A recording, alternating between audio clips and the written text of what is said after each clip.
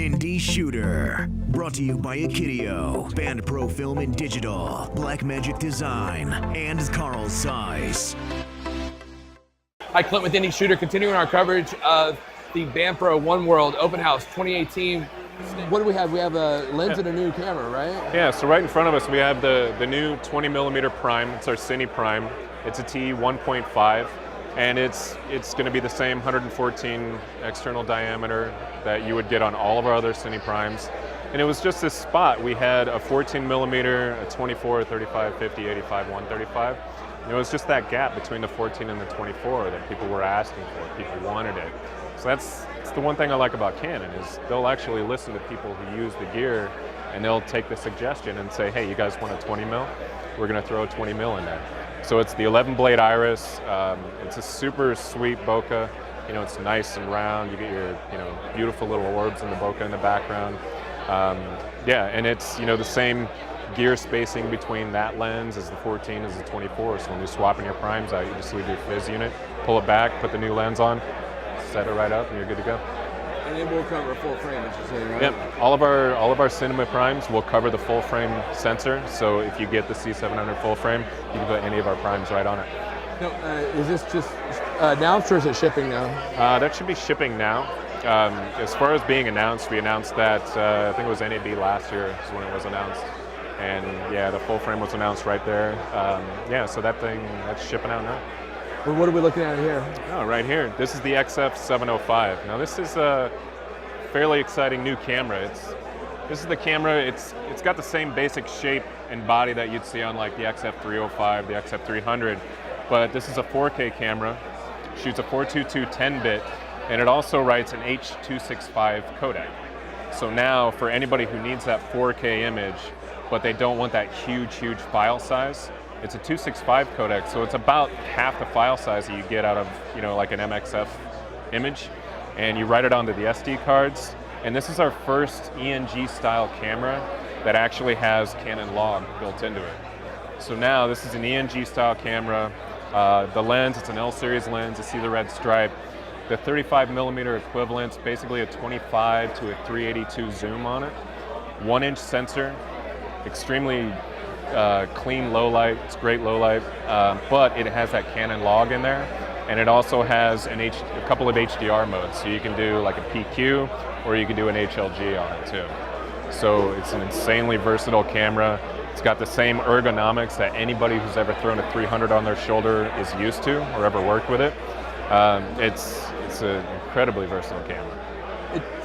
I'm just looking at the shot here. It's got like we were picking up some nice bokehs. It's a beautiful lens that's on there. And how large is the zoom? So the zoom's the 35. It's a 15 times zoom, and if you shoot in HD, you actually get a 30 times advanced zoom, so you can take it even further. But the 35 equivalent is roughly a 25 to a 380, 382. And also, it's got the same touchscreen that you'd get on, say, the C200 or any of our other, like the EOS R or the 1DX or the 5D Mark IV. So it's got that same touch focus, the same face detection. So now you've got the autofocus built in, the face detection if you need it, lightweight file size, but it's a 4K, 422 10-bit. You can do wide dynamic range on it. It's insanely versatile. So, what's it record to? So it records to SD cards. So you got two card slots right in here. The UHS-C cards that you can put in. Yeah, you've got your ports on the back, so even in the back, this is another little improvement that they threw on there due to suggestions from users. So now each port has an individual cover on it instead of having one cover over 2 or 3 different ports. So if you've got time code coming in or time code coming out, you're linking it. The SDI is a 12G SDI, so you don't have to have 4 cables coming out of the back of the camera to get a 4K image out of it. There's streaming capabilities on it as well. Big fan of this camera. So does it have a clean HDMI and clean SDI out if you want to use external recorder or something like that? Yeah, you can definitely clean it up. It's basically just one display button. You turn it on, you turn it off, check your monitor, make sure everything's clean on the inside. And you can also do something too, where if you record internally, say an HDR image, you can actually record an SDR image externally as well. So you can actually get 2 copies of the same image. And even if your SDR image comes off looking a little different than, say, the exposure would be on the HDR image, because you're actually moving it around somewhere in that image, you can lift it up or drop it down a few stops up or down if you need to as well. So, is this out now, or is it shipping? It's just started shipping last week. And what's the price on this? So the price is just under $7,000. Yeah, so it's it's a full camera, it's a pick up and go, it's a run and gun, and if you have to hand this camera to somebody who's never used this camera before, which happens, we've also got that full auto switch on there. Tried and true, you set that thing up to on and let them go. Press the red button. That's it. Exactly. Yeah, there you go. Yeah. Awesome. And so that's shipping now. And I mean, one thing in my experience with Canon products is it's rock solid. If you get it, it's going to work. It's going to work. Yeah, it's going to work. You're going to be able to abuse it a little bit. It's still going to come through for you. It's got that same Canon color science that all of our cameras have. So when you look at the skin tones, it's very pleasing, very natural skin tone off of it. That Canon log will give you 13 stops of dynamic range in there. You can throw a LUT on there to monitor it if you want. So you know how our cinema cameras are called Cinema EOS? This is finally one that I like to call Cinema ENG, just because it has more cinema features in it than any of our other ENG style cameras have had. No, it's, the demands for more cinematic content are out there. It's a great camera. Yeah. And what is the price on it one more time? The price is just under $7,000. Excellent, excellent.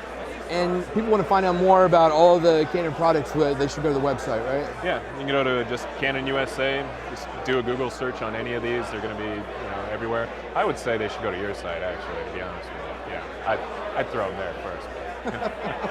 But yeah, definitely go to Canon's website, usa.canon.com. You got all the menus, all the drop downs. Anytime there's a new firmware on there, all you got to do is just look up the camera on the Canon site, and they'll give you the new firmware for it.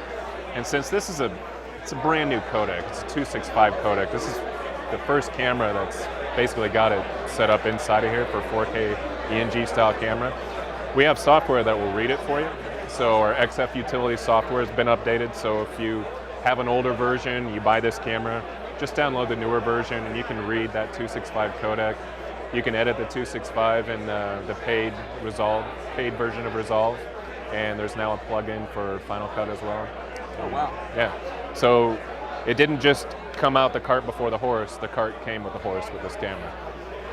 And Peter, tell me the website one more time. usa.canon.com. Or they can talk to BandPro. I'd say that. I'd send them to you first. Cool, man. Thanks a lot, Peter. Yeah, buddy. Always good talking to you. Good to talk to you. Indie Shooter, brought to you by Akitio, BandPro Film and Digital, Blackmagic Design, and Carl Zeiss.